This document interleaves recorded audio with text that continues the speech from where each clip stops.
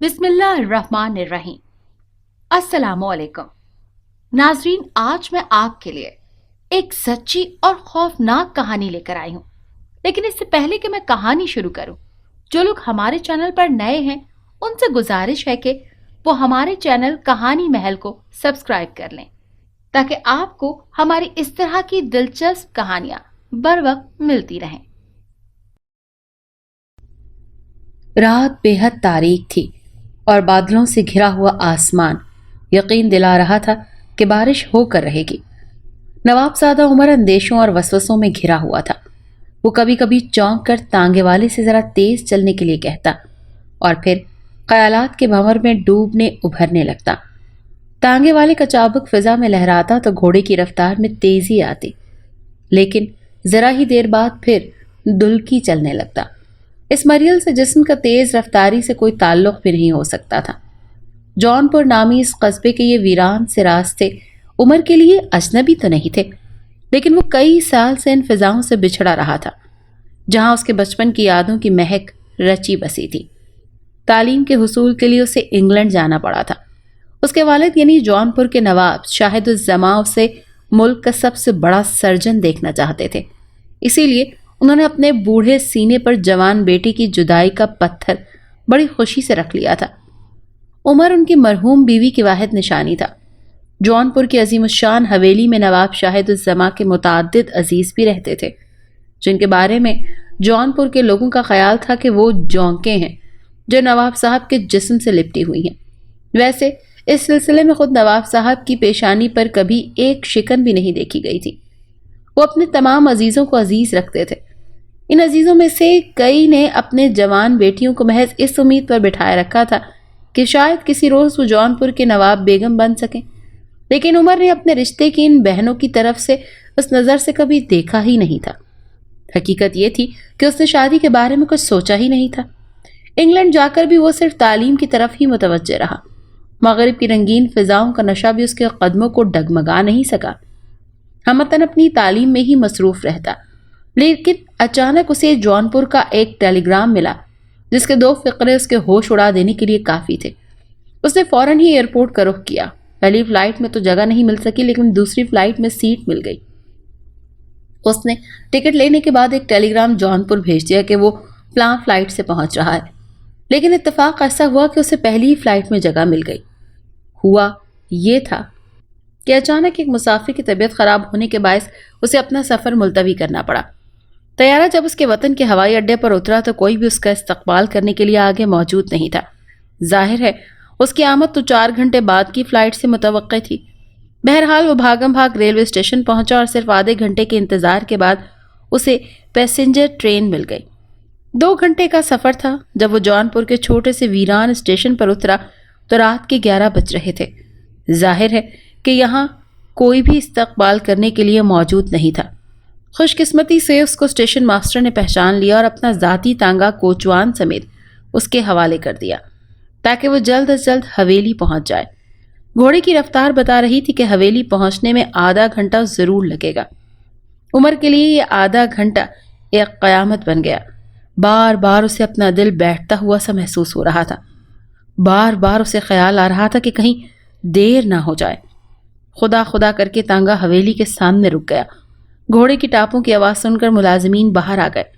सामान उतार लो, उमर मुलाजिमीन से कहता हुआ हवेली में दाखिल हो गया। इस वक्त बहुत जोर से बादल गरजे और हवेली के दरो दीवार थर्राक कर रह गए। यूं मालूम होता था जैसे बुनियादें हिल गई हों। उमर तकरीबन दौड़ता हुआ नवाब शाहिदुज्जमा के कमरे में दाखिल हुआ। तमाम अजीज व अहबाब वहां मौजूद थे। साफ मालूम हो रहा था कि नवाब साहब की आखिरी घड़ियां आ पहुंची हैं। अब्बा जानी, उमर की आवाज़ भर्राई हुई थी। बूढ़ी आंखें एकदम खुल गईं, जैसे उनको इसी आवाज़ का तो इंतज़ार था। उनके होंठों पर खफीफ सी मुस्कुराहट नमूदार हुई और हमेशा के लिए जामिद हो गई। रूह ने जिस्म का साथ छोड़ दिया। अब्बा जानी, उमर चीख कर बिस्तर के करीब पहुंच गया। एक डॉक्टर अपने एथोस्कोप से जल्दी जल्दी नवाब साहब के दिल की धड़कनें महसूस कर रहा था और दूसरे डॉक्टर की उंगलियां नवाब साहब की नफ्स पर थी। इन्ना लिल्लाहि व इन्ना इलैहि राजिऊन। دونوں ڈاکٹر کے منہ سے بیک وقت نکلا۔ سینے میں تڑپتی ہوئی محبت ایک چیخ کی صورت میں عمر کے منہ سے نکلی، اور ساتھ ہی سارا کمرہ نواب صاحب کے عزیزوں کے رونے کی آوازوں سے گونج اٹھا۔ باہر زور زور سے بادل گرج رہے تھے۔ نواب صاحب کو ان کی آخری منزل تک پہنچا کر جب سب لوگ واپس حویلی آئے تو عمر کو ساری حویلی ویران ویران سی محسوس ہوئی۔ جونپور کے معززین اور عزیزوں کے ہجوم کے باوجود عمر کو سناٹے کا احساس ہو رہا تھا۔ ایک ایسا خلا نظر آ رہا تھا جس کو پر کرنا ناممکن تھا۔ وہ سب کچھ چھوڑ چھاڑ کر نواب صاحب کی خوابگاہ میں پہنچا اور اندر سے دروازہ بند کر کے بستر پر ڈھیر ہو گیا۔ یہ اس کے باپ کا بستر تھا۔ شاید وہ اس پر اس لیے لیٹا تھا کہ باپ کی آغوش کا تصور کر سکے، وہ آغوش جو اس سے روٹھ چکی تھی۔ وہ خالی خالی نظروں سے سامنے والی دیوار کی طرف دیکھتا رہا۔ دیکھتے دیکھتے اسے یوں ہی خیال آیا کہ برسوں قبل جب وہ چھوٹا تھا اس وقت یہ دیوار سپاٹ نہیں تھی۔ اس دیوار میں ایک دروازہ تھا جو نواب بیگم یعنی عمر کی ماں کے کمرے میں کھلتا تھا۔ وہ اس وقت انتقال کر گئی تھی جب عمر صرف 5 سال کا تھا۔ نواب صاحب اپنی بیگم سے بے پناہ محبت کرتے تھے۔ اس دائمی جدائی نے ان کو نیم پاگل سا کر دیا تھا۔ وہ اپنے لخت جگر عمر سے بھی بیگانہ ہو کر رہ گئے تھے، اور پھر ان پر کچھ ایسی وحشت سوار ہوئی کہ وہ سب چھوڑ چھاڑ کر دنیا کی سیاحت پر نکل گئے۔ عمر کو انہوں نے اس کے عتالیق کے سپرد کر دیا تھا۔ وہ کئی سال تک اپنے وطن سے دور رہے، اور اس دوران شریف اور مدبر عتالیق نے حق ادا کرنے میں کوئی کسر نہیں چھوڑی۔ 6 سال بعد اچانک نواب صاحب واپس آ گئے۔ عمر نے اپنے رشتہ دار کے چچا انور سے سنا تھا کہ جب نواب صاحب واپس آئے تھے تو بے حد گھبرائے ہوئے اور وحشت زدہ تھے۔ وہ گھبراہٹ اور وحشت کافی دن تک قائم رہی تھی، اور پھر اچانک ایک روز انہوں نے معماروں کو بلوا کر اس دروازے میں اینٹیں چنوا دی تھی جو ان کی مرحوم شریک حیات کی خوابگاہ میں کھلتا تھا۔ اس کے بعد نواب صاحب کی حالت سنبھلتی چلی گئی، اور ہفتہ 10 دن بعد وہ اتنے مطمئن نظر آنے لگے جیسے انہوں نے بے چینی سے نجات حاصل کر لی ہو۔ کوئی نہیں جانتا کہ نواب صاحب نے وہ دروازہ کیوں بند کروا دیا تھا۔ نواب صاحب نے اس سلسلے میں کچھ بتانے کی کسی کو ضرورت کبھی نہیں سمجھی، اور ان سے پوچھنے کی ہمت کون کر سکتا تھا۔ اب اس دروازے کی جگہ دیوار پر 2 تصویریں آویزاں تھیں۔ ایک تصویر نواب بیگم کی تھی اور دوسری خود نواب صاحب کی۔ نواب صاحب کی تصویر جوانی کے زمانے کی تھی، اور نئے لوگ اس تصویر کو دیکھ کر یہ سمجھتے تھے کہ وہ عمر کی تصویر ہے۔ نواب صاحب اپنی جوانی میں بالکل ایسے ہی تھے جیسا اب عمر تھا۔ ان دونوں میں صرف اتنا فرق تھا کہ عمر کی پیشانی بالکل صاف اور بے داغ تھی، جبکہ نواب صاحب کی پیشانی پر ایک مسح بھی تھا۔ یہ مشابہت کی حیرت انگیز مثالوں میں سے ایک تھی۔ عمر کے شب و روز اس طرح گزر رہے تھے جیسے کانٹوں پر بسر ہو رہے ہوں۔ اس نے اپنی زندگی کا زیادہ حصہ باپ کے ساتھ نہیں گزارا تھا، لیکن اس کے دل کی تڑپ ایسی تھی جیسے باپ کا وجود اس کے لیے سب کچھ رہا ہو۔ اس کا غم بانٹنے اور دل بہلانے کے لیے تمام عزیزوں کی کوششیں ہوتی تھی کہ اسے اپنے ساتھ بٹھائیں اور ادھر ادھر کی باتیں کر کے اس کے ذہن کا بوجھ کم کریں، لیکن عمر ہر وقت سب سے الگ تھلگ رہنے کی کوشش کرتا۔ وہ حویلی سے باہر کبھی نہیں نکلتا تھا، باغ میں ٹہلتا رہتا یا باغ کے کمرے میں جا لیٹتا۔ ایک روز کمرے میں لیٹے لیٹے ہی اسے خیال آیا کہ کیوں نہ وہ اس دیوار کو توڑوا کر اپنی ماں کے کمرے کو دیکھے۔ اس نے شعور کے پہنچنے کے بعد وہ کمرہ نہیں دیکھا تھا۔ اس نے سوچا کہ ہو سکتا ہے کہ ماں کے کمرے میں پہنچ کر اس کے بے چین دل کو کچھ سکون محسوس ہو سکے۔ وہ لیٹے لیٹے ایک دم اٹھ کر بیٹھ گیا اور اپنے خصوصی ملازم سلیم بابا کو آواز دی۔ بوڑھا سلیم بابا ہمہ وقت کمرے کے قریب ہی رہا کرتا تھا کہ نہ جانے کب چھوٹے سرکار کو کسی چیز کی ضرورت پڑ جائے۔ وہ پہلی ہی آواز پر کمرے میں پہنچ گیا۔ سلیم بابا، عمر نے دھیمی آواز میں کہا، تم جانتے ہوگے کہ اس دیوار میں کبھی ایک دروازہ بھی تھا؟ جی چھوٹے سرکار۔ سلیم بابا نواب صاحب کا 30 سالہ نمک خوار تھا۔ اب میں اس دروازے کو کھلوانا چاہتا ہوں، تم کسی کو بھیج کر مزدوروں کو بلوا لو۔ بہت اچھا چھوٹے سرکار۔ سلیم بابا کے جانے کے بعد عمر نے سگریٹ سلکائی اور کش پر کش لگاتا ہوا کمرے میں ٹہلنے لگا۔ وہ چاہتا تھا کہ جلد از جلد دروازہ کھل جائے اور وہ اپنی ماں کے کمرے میں پہنچ کر سکون قلب حاصل کرے۔ دروازے پر آہٹ سن کر وہ اس طرف متوجہ ہوا۔ ارے یار، کیا کر رہے ہیں یہ؟ دروازے پر آہٹ سن کر وہ اس طرف متوجہ ہوا چچا انور کمرے میں داخل ہو رہے تھے۔ عمر نے جلدی سے اپنا دایاں ہاتھ پشت پر کر لیا جس میں سگریٹ دبی ہوئی تھی۔ اس کے پیچھے تپائی تھی جس پر ایش ٹرے رکھا ہوا تھا۔ عمر نے مڑ کر دیکھے بغیر سگریٹ کو ایش ٹرے میں مسل دیا اور پھر اپنے چچا کی پذیرائی کے لیے جلدی سے آگے بڑھا۔ آپ نے کیوں تکلیف کی چچا جان؟ مجھے بلوا لیا ہوتا، کوئی خاص کام؟ بیٹے، انور چچا پر تشویش لہجے میں بولے، مجھے ابھی سلیم بابا سے معلوم ہوا ہے کہ تم اپنی ماں کے کمرے کو کھلوا رہے ہو۔ جی چچا جان، شاید اس کمرے میں پہنچ کر مجھے کچھ سکون ملے۔ عمر نے ٹھنڈی سانس لے کر کہا، میں تمہیں اس کا مشورہ نہیں دوں گا۔ تم جانتے ہو نا کہ اس کمرے کو تمہارے والد نے بند کروایا تھا۔ ظاہر ہے اس کی کوئی خاص ہی وجہ ہوگی۔ میں سمجھتا ہوں کہ اس کی وجہ اس کے علاوہ کچھ نہیں ہے کہ ابا جان نے امی کی یادوں کو فراموش کرنے کے لیے ایسا کیا ہوگا۔ اس کمرے کی چیزوں کو دیکھ کر انہیں بہت ہی یادیں آتی ہوں گی اور وہ تڑپ جاتے ہوں گے۔ میں یقین سے کہہ سکتا ہوں کہ اس کمرے کو بند کرانے کی وجہ ہرگز یہ نہیں تھی۔ اگر کسی دوسری وجہ پر روشنی ڈال سکیں تو میں آپ کا شکر گزار ہوں گا۔ بیٹے، انور چچا نے ٹھنڈی سانس لے کر کہا، شاید تم میری باتوں کو ایک بوڑھے دماغ کی توہمات سمجھو، لیکن مجھے اس کا یقین ہے کہ اس کمرے کو بند کروا کر ہی تمہارے والد کو کسی شیطانی چکر سے نجات مل سکی تھی۔ شیطانی چکر؟ عمر نے استجابیہ لہجے میں دہرایا اور پھر جلدی سے بولا، آپ کھڑے کیوں ہیں؟ تشریف رکھیے۔ انور چچا اپنی پیشانی پر تفکرات کی سلوٹیں لیے ہوئے آگے بڑھے اور ایک کرسی پر بیٹھ گئے۔ وہ چند لمحے تک دیوار پر آویزہ نواب صاحب کی تصویر کو دیکھتے رہے، پھر بولے، میں شیطانی چکر کی وضاحت تو نہیں کر سکتا، لیکن اس بات پر ضرور یقین رکھتا ہوں کہ تمہارے والد کسی شیطانی چکر میں ضرور پھنس گئے تھے۔ یہ ان دنوں کی بات ہے جب تم بہت چھوٹے تھے۔ تم کو علم ہی ہوگا کہ بھائی صاحب 6 سال تک مفوق النظر رہے تھے۔ 6 سال بعد اچانک ہی واپس آ گئے، مگر انہوں نے کسی کو نہیں بتایا تھا کہ اس دوران وہ کہاں رہے۔ بہت پوچھنے پر بس اتنا ہی کہتے تھے کہ ویرانوں کی خاک چھانتا رہا ہوں۔ ان دنوں ان کی حالت بڑی عجیب رہتی تھی۔ اکثر راتوں کو میں نے انہیں باغ میں ٹہلتے اور بڑبڑاتے ہوئے دیکھا تھا۔ ان کی آنکھوں میں ایسی سرخی بھی رہتی تھی جیسے رات بھر جاگتے رہے ہوں۔ ان کا یہ حال کافی دن تک رہا، لیکن جیسے ہی انہوں نے اس کمرے کو بند کروا دیا، ان کی حالت سنبھلتی چلی گئی۔ خوب! عمر کے ہونٹوں پر خفیف سی مسکراہٹ ابھری۔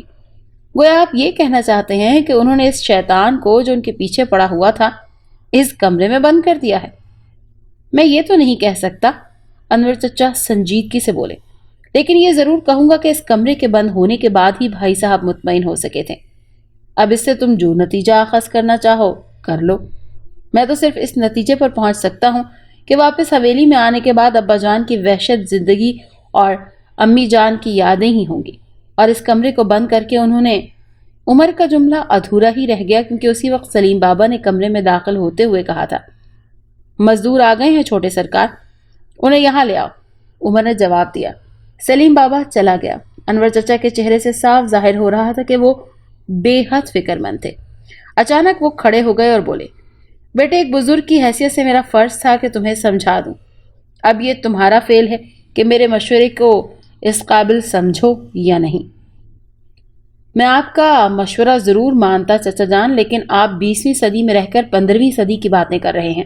شیطانی چکر آج کل نہیں چلا کرتے۔ ہو سکتا ہے تم ٹھیک کہہ رہے ہو، انور چچا نے کرسی سے اٹھتے ہوئے دھیرے سے کہا اور لمبے لمبے ڈگ بھرتے ہوئے کمرے سے نکل گئے۔ یہ بوڑھے لوگ بھی نا عجیب ہی ہوتے ہیں۔ عمر نے سر جھٹکا اور بڑبڑایا۔ اتنے میں سلیم بابا مزدوروں کو لیے ہوئے کمرے میں آیا اور عمر سے 2-1 باتیں سمجھنے کے بعد تینوں مزدور اپنی کدالیں سنبھال کر دیوار پر بس ٹوٹ پڑے۔ اب اندھیرا پھیلنے لگا تھا۔ عمر نے لائٹ آن کی اور سگریٹ پیتا ہوا مزدوروں کی طرف دیکھتا جا رہا تھا۔ جیسے جیسے دیوار ٹوٹ رہی تھی ویسے ویسے اب عمر کے دل کی دھڑکنیں بھی تیز ہوتی جا رہی تھیں۔ انور چچا کے فقرے اس کے کانوں میں گونجنے لگے تھے۔ وہ بار بار سر جھٹک کر ان لوکو خیالات کو ذہن سے الگ کر رہا تھا، لیکن وہ اس کے ذہن سے پھر چپکتے۔ دیوار پر کدالوں کے ٹکراؤ سے دھماکے ہوتے رہے اور ہر دھماکے پر دیوار کی لرزتی ہوئی آہٹیں محسوس ہو رہی تھی۔ کچھ ہی دیر بعد دیوار میں اتنا بڑا سوراخ ہو چکا تھا کہ 2 آدمی بیک وقت اندر داخل ہو سکتے تھے۔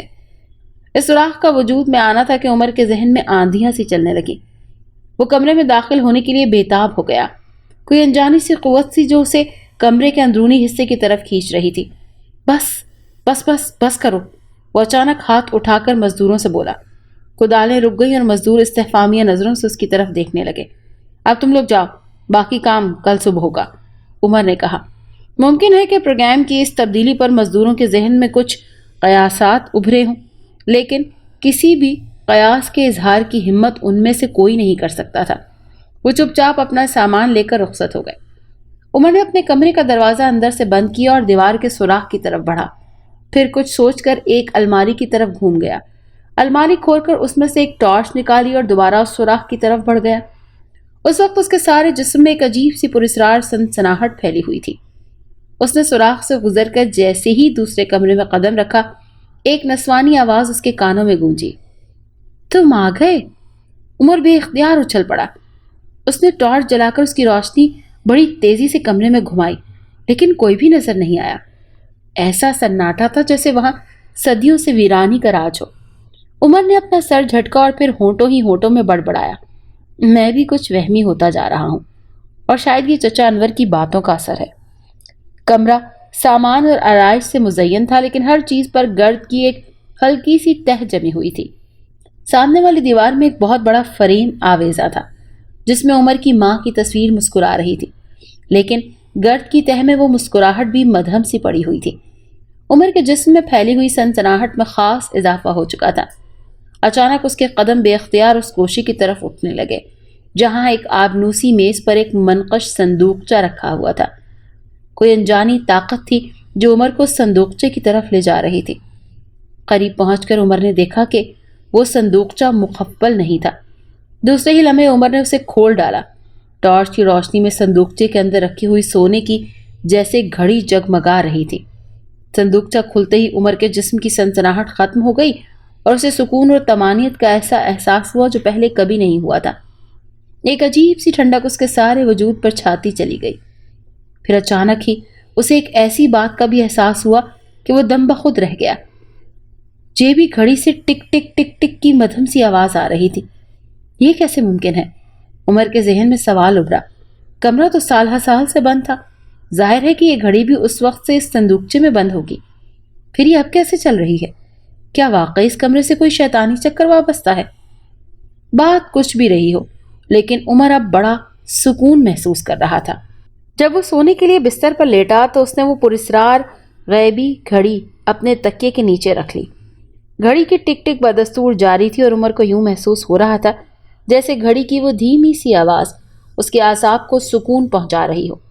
جلدی اسے نیند آ گئی، بڑی گہری اور پرسکون نیند۔ لیکن رات کے کسی حصے میں اس نے ایک خوفناک خواب دیکھا۔ اسے ایک استخوانی ہاتھ نظر آیا، صرف ہاتھ، کسی انسانی ڈھانچے کا ہاتھ جس کی انگلیوں میں ایک پھول دبا ہوا تھا۔ ایسے پھول عمر کی نظروں سے گزرے تو تھے، مگر وہ ان کا نام نہیں جانتا تھا۔ استخوانی ہاتھ عمر کے چہرے کی طرف بڑھا۔ عمر کو ایسا لگا جیسے وہ استخوانی انگلیاں اس کا گلا دبا دینا چاہتی ہیں۔ قریب تھا کہ خوف سے اس کی چیخ نکل جاتی، مگر اس سے پہلے اس کی آنکھ کھل گئی۔ گھبرا کر اٹھ بیٹھا اور آنکھیں پھاڑ پھاڑ کر چاروں طرف دیکھنے لگا۔ کمرے میں 0 واٹ کے نیلے بلب کی مدھم سی روشنی پھیلی ہوئی تھی۔ یقیناً وہ خواب ہی تھا، عمر نے سوچا اور اطمینان کی سانس لی۔ پھر وہ لیٹنا چاہتا تھا کہ اس کی نظریں اپنے تکیے پر پڑی اور اسے اپنی سانس رکتی ہوئی محسوس ہوئی۔ خواب میں نظر آنے والا پھول اب اس کے تکیے پر موجود تھا۔ عمر چند لمحے تو پھٹی آنکھوں سے اس پھول کو دیکھتا رہا اور پھر اس کا کانپتا ہوا ہاتھ پھول کی طرف بڑھا۔ اس نے پھول اٹھا کر اس طرف پھینک دیا جیسے وہ کوئی بچھو ہو۔ وہ پراسرار پھول اس کے ہاتھوں سے نکل کر وارڈروب کی طرف جاتا نظر آیا، لیکن فرش پر گرنے سے پہلے ہی وہ اس طرح غائب ہو گیا جیسے کوئی غیر مرئی ہاتھ اسے اچک کر لے گیا ہو۔ عمر آنکھیں پھاڑ پھاڑ کر فرش کی طرف دیکھ رہا تھا، لیکن پھول تو کجا، اس کی ایک پتی بھی نظر نہیں آ رہی تھی۔ عمر کا سارا جسم پسینے میں ڈوب گیا تھا اور دل کی دھڑکنیں بے قابو ہو چکی تھی۔ تکیے کے نیچے سے گھڑی کی ٹک ٹک برابر سنائی دے رہی تھی۔ جیسے ہی عمر کا دھیان اس کی طرف ہوا، اس کے اعصاب پرسکون ہوتے چلے گئے۔ اگلے دن مزدوروں نے مزید دیوار توڑ کر اس میں دروازہ لگا دیا۔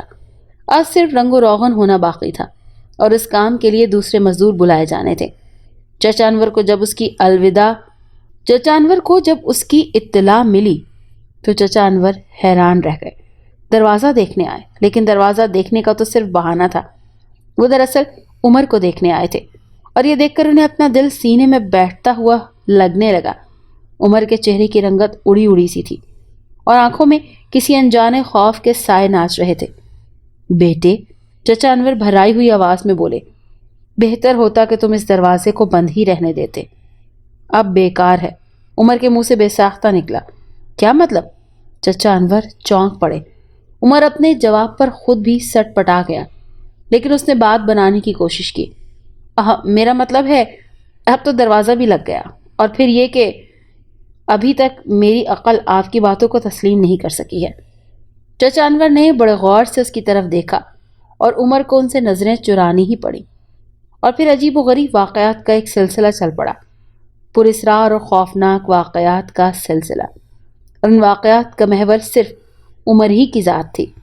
اس کی راتوں کی نیندیں حرام ہو گئی، نت نئے خوفناک خواب نظر آتے، اور اس کی آنکھ کھل جاتی۔ ان خوفناک خوابوں میں کبھی کبھی ایک خوبصورت عورت کا وجود بھی شامل ہو جاتا، اور بیداری کے عالم میں عمر نے یہ بات اکثر سوچی تھی کہ اتنی خوبصورت عورت اس نے اپنی زندگی میں پہلے کبھی نہیں دیکھی۔ عمر کی زندگی اجیرن ہو کر رہ گئی تھی، اور اب اس میں کسی قسم کا شک و شبہ نہیں رہا تھا کہ اس ساری مصیبت کی جڑ اسی کمرے میں تھی جسے عمر نے کھلوایا تھا۔ چچا انور کی یہ بات ذہن نشین ہو گئی تھی کہ اس کمرے سے کوئی شیطانی چکر ضرور وابستہ ہے، اور اسی چکر سے نجات حاصل کرنے کے لیے عمر کے والد نے اسے بند کروا دیا تھا۔ اس کمرے سے عمر کو ایک پراسرار گھڑی ملی تھی، مگر نہ جانے کیوں اسے یقین تھا کہ ان خوفناک واقعات کا منبع و مخروج وہ گھڑی نہیں ہو سکتی۔ اس کی مدھم سی ٹک ٹک تو اس کے اعصاب کو بہت سکون پہنچاتی ہے۔ اس سلسلے کا آخری واقعہ عمر کے لیے بہت بھیانک تھا۔ ایک روز بیٹھے بیٹھے اس پر جنون سا طاری ہو گیا۔ وہ اس وقت سارے خاندان کے ساتھ کھانے کی میز پر تھا۔ اچانک اس نے پھل کاٹنے والی چھری اٹھائی اور انور چچا پر کھینچ ماری۔ وہ بال بال بچے تھے، اور ان کو بچتے دیکھ کر عمر خود ہی ان پر ٹوٹ پڑا تھا۔ خاندان کے دوسرے افراد بمشکل بیچ بچاؤ کر سکے، اور پھر عمر جیسے ایک دم ہوش میں آ گیا۔ وہ دم بخود کھڑا رہ گیا۔ لوگوں کی سمجھ میں نہیں آ رہا تھا کہ وہ کیا کر بیٹھا ہے۔ اچانک اس نے دونوں ہاتھوں سے اپنا سر تھام لیا اور بڑبڑانے لگا، میں پاگل ہو جاؤں گا، میں پاگل ہو جاؤں گا۔ اور پھر وہ اسی طرح بڑبڑاتا ہوا کمرے سے نکل گیا۔ خاندان کے تمام افراد پھٹی پھٹی آنکھوں سے اس کی طرف دیکھ رہے تھے، لیکن چچا انور کا انداز ترحم آمیز تھا۔ انہوں نے ایک ٹھنڈی سانس لی۔ غالباً وہ یہی سوچ رہے تھے کہ یہ سارا جھگڑا اس شیطانی کمرے کے کھل جانے کے باعث ہے۔ دوسری طرف عمر اپنے کمرے میں بیٹھا سگریٹ پھونکتا ہوا سوچ رہا تھا کہ اسے یہ گھر چھوڑ دینا چاہیے، ورنہ خدا جانے کیا ہو جائے گا۔ اچانک اس کے ذہن میں خیال ابھرا، کیوں نہ وہ واپس انگلینڈ ہی چلا جائے۔ یہ خیال اس کے ذہن میں جمتا ہی چلا گیا۔ تیسرے روز اس کا طیارہ فضا میں اڑ رہا تھا۔ عمر نے خاندان والوں کو اپنے ارادے سے آگاہ نہیں کیا تھا، بس روانگی سے قبل چچا انور کے لیے ایک پرزہ کاغذ چھوڑ آیا تھا جس پر صرف 2 فقرے بکھیر دیے تھے، میں واپس انگلینڈ جا رہا ہوں۔ اس روز مجھ سے جو حرکت سرزد ہوئی تھی اس کے لیے معافی کا طلبگار ہوں، آپ کا عمر۔ بوئنگ 707 کی پرواز جاری رہی، اور عمر اس الجھن میں گرفتار رہا کہ اس شیطانی واقعات کا پس منظر کیا ہو سکتا ہے۔ عمر کے بائیں ہاتھ پر کھڑکی تھی، اور صاف شفاف شیشے کے دوسری طرف گھپ اندھیرا پھیلا ہوا تھا۔ اچانک عمر کو اس اندھیرے میں ایک چمک سی محسوس ہوئی۔ اس نے چونک کر اس طرف دیکھا، اور پھر اس کی ریڑھ کی ہڈی میں سنسنی سی پھیلتی چلی گئی جب اسے تاریک فضا میں وہی خوبصورت نسوانی چہرہ نظر آیا جو خواب میں دکھائی دیتا رہا تھا۔ اس کے ہونٹوں پر ملکوتی مسکراہٹ رقص کر رہی تھی، اور پورا چہرہ روشنی میں ڈھلا ہوا محسوس ہو رہا تھا۔ وہ چہرہ عمر کو چند لمحوں کے لیے نظر آیا، اور پھر اندھیرے میں تحلیل ہو گیا۔ اوہ میرے خدا، اب بھی میرا پیچھا نہیں چھوٹا ہے، وہ بڑبڑایا۔ جی، عمر کے برابر بیٹھے ہوئے آدمی نے چونک کر اس کی طرف دیکھا۔ اب عمر بھی چونکا اور سنبھلنے کی کوشش کرتا ہوا بولا، معاف کیجیے گا، مجھے کچھ یاد آ گیا تھا۔ اجنبی ہمسفر نے لاپرواہی انداز میں شانے جھٹکے اور دوسری طرف دیکھنے لگا۔ عمر کو اب گھبراہٹ سی ہونے لگی تھی۔ اس نے ایئر ہوسٹس سے لیمن اسکواش مانگا، وہ جلد ہی اس کے لیے گلاس لے آئی اور مسکراتی ہوئی بولی، کیا آپ متلی محسوس کر رہے ہیں؟ نہیں نہیں، بس کچھ گھبراہٹ سی ہو رہی تھی، عمر نے جواب دیا اور پھر پوچھا، اس وقت ہمارا طیارہ کہاں ہے؟ اس وقت ہم کوہ البا کو عبور کر رہے ہیں۔ ایئر ہوسٹس کا جملہ پورا ہوتے ہی ایک خوفناک دھماکہ ہوا۔ عمر کو ایسے لگا جسے طیارے کے پرزے پرزے ہو گئے ہوں اور اس کے ساتھ ہی خود اس کا جسم بھی پارا پارا ہو کر فضا میں بکھر گیا ہو۔ آہستہ آہستہ عمر کے حواس بیدار ہونے لگے۔ ذہن پر دھندلکا سا چھایا ہوا تھا اور اس دھندلکے میں طیارے کی تباہی کا منظر بھی دھندلایا ہوا سا تھا۔ ایک ہولناک دھماکہ، بے شمار چیخیں اور طیارے کے بے شمار ٹکڑے جو تیزی سے زمین کی طرف جا رہے تھے۔ ان ٹکڑوں میں انسانی جسموں کے ٹکڑے بھی ضرور شامل ہوں گے۔ جب حواس پوری طرح بحال ہوئے تو عمر بڑبڑا کر اٹھ بیٹھا۔ اس کے نیچے سخت کھردری زمین تھی اور سر پر کھلا آسمان، دائیں بائیں اونچی نیچی چٹانیں بکھری ہوئی تھی۔ عمر کو یاد آیا کہ اس کا طیارہ ایک ہولناک دھماکے کے ساتھ پھٹ گیا تھا۔ شاید کوہ البا کی کوئی بلند چوٹی اس کی راہ میں حائل ہو گئی تھی۔ عمر نے بوکھلائے ہوئے انداز میں اپنا سارا جسم ٹٹول ڈالا، لیکن کوئی زخم تو معمولی سی کھروچ بھی اس کے جسم میں نہیں آئی تھی، اور یہ ایک حیرت انگیز امر تھا، ناقابل یقین۔ اس حادثے کے طیارے میں کسی مسافر کا زندہ بچ جانا ناممکن تھا۔ اس طرح بچ جانا کہ جسم پر معمولی سی خراش تک نہ آئے۔ یہ تو اسی صورت میں ممکن تھا کہ کسی پراسرار قوت کی غیر مرئی ہاتھ اسے فضا ہی میں سنبھال لیتے اور پھر نیچے لا کر آہستگی سے زمین پر لٹا دیتے۔ عمر آنکھیں پھاڑ پھاڑ کر چاروں طرف دیکھنے لگا، مگر اسے کچھ نظر نہ آیا۔ وہ گھورتا تاریکی میں ہر طرف پھیلی ہوئی آنکھوں سے گھور رہا تھا۔ طیارے کا ملبہ اور اس کے مسافر زندہ یا مردہ جانے کہاں کہاں جا گرے تھے۔ عمر کو اپنے ارد گرد چٹانوں کے سوا کچھ دکھائی نہیں دیا۔ خشک ہوا کی ہلکی ہلکی لہریں چٹانوں سے ٹکرا کر عجیب سی آواز پیدا کر رہی تھیں۔ اس آواز کے سوا ماحول پر مکمل سکوت چھایا ہوا تھا۔ اس سکوت میں عمر کو اپنے دل کی دھڑکنیں صاف سنائی دے رہی تھیں، اور ہاں، ان دھڑکنوں کے ساتھ ایک اور آواز بھی شامل تھی، ٹک ٹک کی مدھم سی آواز۔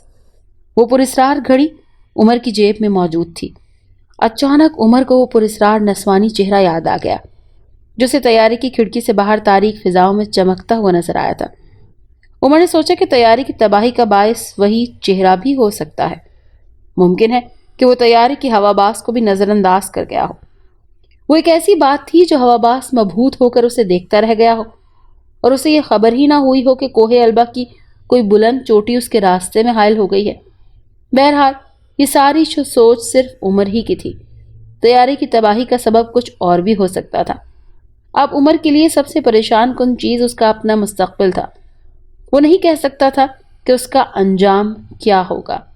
اسے نہیں معلوم کہ وہ شہری آبادی سے کتنی دور ہے۔ 25-50 میل کی بات ہوتی تو سوچا جا سکتا تھا۔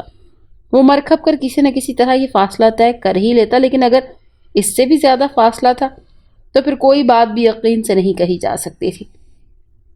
اگر خوردنوش کا سامان ساتھ ہو تو زیادہ فاصلہ بھی پیدل چل کر طے کیا جا سکتا ہے، لیکن عمر کے پاس صرف وہی چیزیں تھیں جو جیبوں میں ہو سکتی تھی: سگریٹ کا پیکٹ، ماچس، پرس، رومال اور سوٹ کیس کی چابیاں۔ بس یہی سب کچھ عمر کا اثاثہ تھا۔ عمر ایک حوصلہ مند نوجوان تھا۔ اگر اس کی جگہ کوئی اور ہوتا تو شاید اپنی بے بسی پر رو پڑتا، لیکن عمر بھرپور امنگوں کے ساتھ اپنے مستقبل کے بارے میں سوچ رہا تھا۔ اس نے سگریٹ نکال کر جلائی اور ہلکے ہلکے کش لیتا ہوا ارد گرد نظریں دوڑاتا رہا۔ وہ سوچ رہا تھا کہ اگر کسی طرح طیارے کے ملبے تک پہنچ جائے تو زندہ بچ جانے کے امکانات روشن ہو سکتے ہیں۔ ظاہر ہے کہ طیارے کی گمشدگی کا پتہ چلنے پر اس کی تلاش شروع کی جاتی اور پتہ چل جانے پر امدادی پارٹیوں کو وہاں بھیجا جاتا۔ طیارے کا ملبہ زیادہ سے زیادہ 1 میل کے دائرے میں ہونا چاہیے۔ عمر نے بڑے حتمی انداز میں سوچا اور یہ بھی یقین کر لیا کہ وہ ملبے تک پہنچنے میں کامیاب ہو ہی جائے گا۔ زیادہ سے زیادہ یہ ہو سکتا ہے کہ رات کی تاریکی میں اس کی راہ میں رکاوٹ ہو، مگر دن کی روشنی میں وہ لازمی اپنی منزل تک پہنچ سکتا ہے۔ اس نے سگریٹ سلگائی اور لمبے لمبے کش لیتا فضا میں دھواں اچھالنے لگا۔ سگریٹ جس طرح گرا وہ اس طرف چل پڑا۔ اسے بڑی احتیاط سے قدم اٹھانا پڑ رہے تھے کیونکہ اندھیری کی وجہ سے کوئی کھڈا یا دراڑ نظر نہیں آ سکی تھی۔ اچانک سے اسے کچھ فاصلے پر ایک مدھم سی روشنی دکھائی دی۔ وہ چونک پڑا اور ساتھ ہی ایک ایسا خیال بھی ذہن میں آیا کہ اس کے جسم میں مسرت کی لہر دوڑ گئی۔ وہ خیال یہ تھا کہ غالباً طیارے کا کوئی ٹکڑا پڑا ہوا جل رہا تھا۔ درمیان میں کوئی چٹان حائل ہونے کی وجہ سے بس مدھم سی روشنی دکھائی دے رہی تھی، مگر جب وہ روشنی کے قریب پہنچا تو اسے پتا چلا کہ وہ روشنی ایک غار کے دھانے سے باہر آ رہی تھی۔ غالباً وہاں کوئی مشعل جل رہی تھی۔ اس ویرانے میں کوئی رہتا ہے؟ عمر نے بڑی حیرت سے سوچا۔ اس کے قدم ٹھٹک کر رہ گئے، پر اٹھنے لگے۔ ابھی وہ غار کے دہانے سے چند گز دور ہی تھا کہ خوفناک کہکہے سے ساری فضا گونج اٹھی۔ اس کا دل بڑی زور سے اچھلا اور اس کے بڑھتے ہوئے قدم یکلخت رک گئے۔ کہکہے کی گونج نے چٹانوں سے ٹکرا کر تاریک ماحول کو بڑا ہیبت ناک بنا دیا۔ اس کے مساموں سے ٹھنڈا ٹھنڈا پسینہ پھوٹ پڑا۔ دل دھڑکنے کی رفتار بھی دو چند ہو گئی تھی۔ وہ حیرانگی کی حالت میں کھڑا اس غار کی طرف دیکھ رہا تھا، کیونکہ کہکہے کی آواز اس طرف سے آئی تھی۔ اس کا خیال تھا کہ کوئی دکھائی بھی دے گا، لیکن ایسا نہیں ہوا۔ اب ماحول پر پھر وہی پرہول سناٹا طاری تھا۔ کسی طرف سے کوئی آواز سنائی نہیں دے رہی تھی، مگر اچانک ہی ایک بار پھر وہ سارا ماحول ایک شور سے گونج اٹھا۔ اس مرتبہ وہ شور اس غار کی طرف سے نہیں ہوا تھا، بلکہ چاروں طرف سے آوازیں آ رہی تھیں۔ اس کے ساتھ ہی ایسا معلوم ہوا جیسے چٹانوں سے آدمی ابل پڑے ہوں۔ ان کی تعداد 30-40 سے کم ہرگز نہیں ہوگی۔ عمر بوکھلا بوکھلا کر چاروں طرف دیکھنے لگا۔ اسے ایسا محسوس ہونے لگا جیسے قدیم زمانے کے روم میں پہنچ گیا ہو۔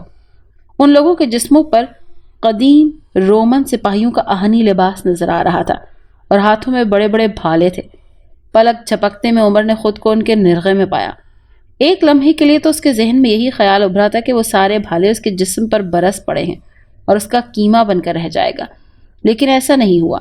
ان سب نے عمر کو نرغے میں تو لے لیا، مگر ان کے کسی انداز سے یہ بات ظاہر نہیں ہو رہی تھی کہ وہ عمر سے کوئی جارحانہ سلوک روا رکھیں گے۔ اچانک ساری فضا ایک بار پھر اس مکروہ کہکہے سے گونج اٹھی، اور اس مرتبہ عمر کو غار کے دہانے پر وہ چہرہ بھی نظر آ گیا جو کہکے لگا رہا تھا۔ وہ ایک بڑھیا تھی جس کے بال روئی کے گالوں کی طرح سفید تھے۔ چہرے پر نحوست برس رہی تھی اور چمکتی ہوئی آنکھوں سے شیطانیت کا اظہار ہو رہا تھا۔ عمر نے دیکھا کہ رومن سپاہی اسے دیکھتے ہی رکوع کی حالت میں جھکتے چلے گئے۔ انہوں نے کچھ نعرے بھی لگائے۔ ان نعروں میں سے صرف ایک ہی لفظ عمر کی سمجھ میں آ سکا جو کئی مرتبہ دہرایا گیا تھا، اور وہ لفظ تھا سیبل۔ لیکن عمر کے فرشتے بھی نہیں جانتے تھے کہ اس لفظ کا مطلب کیا ہے۔ بڑھیا کی کھرکھراتی ہوئی آواز فضا میں گونجنے لگی۔ وہ کچھ کہہ رہی تھی، مگر جو کچھ کہہ رہی تھی وہ عمر کی سمجھ میں نہیں آ رہا تھا۔ وہ صرف اتنا سمجھ سکا کہ رومن سپاہیوں نے بھی اس زبان میں نعرے لگائے تھے۔ بڑھیا کی خاموش ہوتے ہی ایک مرتبہ پھر سیبل سیبل کے نعرے لگائے گئے، اور اس کے ساتھ ہی بڑھیا کا منحوس چہرہ غار میں غائب ہو گیا۔ تمام سپاہی جو ابھی تک رکوع کی حالت میں تھے سیدھے کھڑے ہو گئے۔ عمر کے قریب کھڑے ہوئے دو سپاہیوں نے اس کے بازو پکڑ لیے، مگر ان کی گرفت غیر دوستانہ نہیں تھی۔ وہ مسکرائے بھی تھے، اور ان کی مسکراہٹ عمر کو اس لیے دکھائی دی تھی کہ آسمان کے مغربی گوشے سے چاند ابھر آیا تھا، اور اس کی ٹھنڈی ٹھنڈی روشنی چٹانوں میں ہر طرف چٹک چکی تھی۔ چاندنی من سپاہیوں کے آہنی خود لباس سونے کی طرح چمکنے لگے۔ عمر صحیح معنوں میں حواس باختہ نظر آ رہا تھا۔ یہ صورتحال اس کی عقل کے کسی گوشے میں بھی نہیں سما سکتی تھی۔ سپاہی اسے اپنے نرغے میں لیے ہوئے ایک طرف پڑھنے لگے۔ وہ بے حد خوش نظر آ رہے تھے۔ آپس میں گفتگو کا سلسلہ بھی جاری تھا، لیکن زبان عمر کے لیے اجنبی تھی۔ ایک مرتبہ اس کے دل میں آیا کہ وہ ان لوگوں سے ان کے بارے میں پوچھے، لیکن پھر وہ یہ سوچ کر رک گیا کہ جس طرح وہ ان لوگوں کی زبان نہیں سمجھتا، اسی طرح وہ لوگ بھی اس کی زبان نہیں سمجھ سکیں گے۔ کچھ دیر چلنے کے بعد وہ ایک ایسی جگہ پہنچ گئے جہاں دو سپاہی پہلے سے ہی موجود تھے۔ ان کو غالباً اسی کے لیے چھوڑا گیا تھا، وہ اس چھتر کی حفاظت کر سکیں جو ایک طرف رکھا ہوا تھا۔ یہ اس قسم کا چھتر تھا جیسا رومن اکابرین استعمال کرتے ہیں۔ عمر کے ذہن میں یوں ہی یہ خیال ابھر آیا کہ اسے اس چھتر پر بٹھایا جائے گا، اور چار سپاہی اسے چھتر کو اپنے کاندھے پر اٹھا کر چلیں گے۔ عمر کا یہ خیال درست ہی ثابت ہوا۔ اب سپاہی اسے اپنے کاندھے پر اٹھائے چل دیے۔ جب وہ تھک جاتے تو دوسرے چار سپاہی ٹولی ان کو آگے لے آتی۔ عمر کا ذہن الجھتا چلا گیا۔ یہ سارا سیٹ اپ دیکھ کر تو اسے یوں محسوس ہو رہا تھا جیسے وہ لوگ اس کے منتظر تھے۔ گویا انہیں معلوم تھا کہ طیارہ یہاں آ کر تباہ ہوگا، اور انہیں اس بات کا بھی علم تھا کہ وہ اس میں سفر کر رہا ہے۔ تیسرے، وہ یہ بھی جانتے تھے کہ طیارے کی تباہی کے باوجود وہ زندہ بچ جائے گا۔ اب عمر کو یقین ہو گیا تھا کہ وہ کسی پراسرار چکر میں پھنس چکا ہے۔ سارے ماڈرن خیالات دھواں بن کر اس کے دماغ سے اڑنچھو ہو گئے اور وہ اس سوچنے پر مجبور ہو گیا کہ اس دنیا کے بعض حصوں پر پراسرار قوتوں کی حکمرانی آج بھی ہے۔ غیر یقینی مستقبل کے خیال سے عمر کا ذہن الجھتا رہا۔ سفر جاری تھا، وہ رات بھر جاری رہا۔ صبح قریب تھی جب کسی لمحے عمر کی آنکھ لگ گئی۔ وہ چھتر پر بیٹھے بیٹھے ٹیک لگا کر سو گیا، کیونکہ تمام الجھنوں کے باوجود اسے یہ اطمینان ضرور تھا کہ وہ جن لوگوں کے ساتھ تھا وہ اس کے دشمن نہیں تھے۔ جب اس کی آنکھ کھلی تو اس نے خود کو ایک نرم گداز بستر پر پایا۔ وہ اٹھ کر بیٹھ گیا اور حیرت سے چاروں طرف دیکھنے لگا۔ غالباً یہ خیمہ تھا۔ اس کے دروازے پر پڑا ہوا پردہ دھیرے دھیرے ہل رہا تھا اور دھوپ اندر آ رہی تھی۔ غالباً کافی دن چڑھ چکا تھا۔ عمر بستر سے اتر کر دروازے کی طرف بڑھا اور باہر نکل کر کھڑا ہو گیا۔ یہ ایک سرسبز و شاداب وادی تھی جس کے بیچوں بیچ 15-16 خیمے لگے ہوئے تھے۔ ان خیموں کے ارد گرد گھوڑے چرتے پھر رہے تھے۔ 3-4 رومن سپاہی بھی ادھر ادھر ٹہل رہے تھے۔ ایسا معلوم ہو رہا تھا جیسے قدیم رومن دستے نے پڑاؤ ڈال رکھا ہے۔ عمر کو دیکھ کر رومن سپاہی چونکہ اور پھر ان میں سے ایک سپاہی دوڑتا ہوا اس خیمے میں گیا جس کی رنگت دوسرے خیموں سے مختلف تھی۔ عمر اپنی جگہ پر کھڑا ہوا بڑی دلچسپی سے ان خیموں کی طرف دیکھ رہا تھا۔ چند ہی لمحے گزرے تھے کہ اس خیمے سے وہی رومن سپاہی کسی کے ساتھ باہر نکلے۔ وہ دوسری شخصیت اس رومن دستے کی کمانڈر معلوم ہو رہی تھی۔ پھر وہ سپاہی تو دوسری طرف نکل گیا لیکن کمانڈر سیدھا عمر کی طرف آیا۔ اس کے ہونٹوں پر دوستانہ مسکراہٹ کھیل رہی تھی۔ قریب آ کر اس نے مخصوص انداز میں عمر کو تعظیم پیش کی۔ تم لوگ کون ہو اور مجھ سے کیا چاہتے ہو؟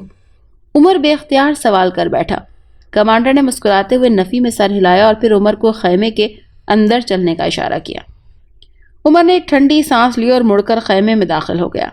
یہ بات اس کے لیے بڑی تکلیف دہ تھی کہ وہ صورتحال سے آگاہ نہیں ہو سکتا تھا۔ اس کے پیچھے پیچھے کمانڈر بھی خیمے میں آ گیا۔